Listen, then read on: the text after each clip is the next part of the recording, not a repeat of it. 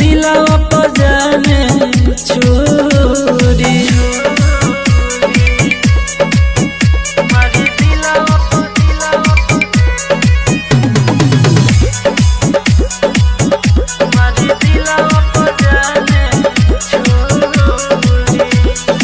गाँव में घूमल भइल बाटे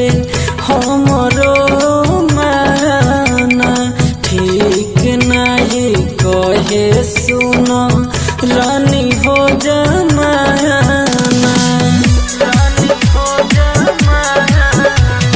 दिलवा के जान रुआई देलू हमरा के सच भुलाई देलू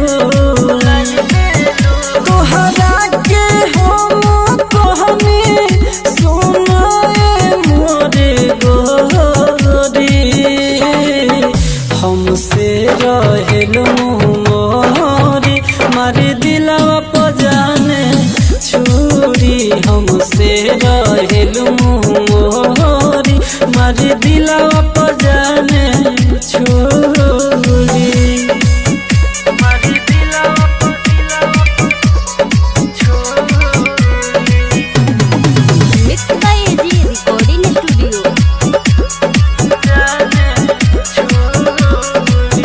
राइटर रूप से राजधानी भइल बायावारा तोहरे चलते पागल कहे लोगवा रे सारा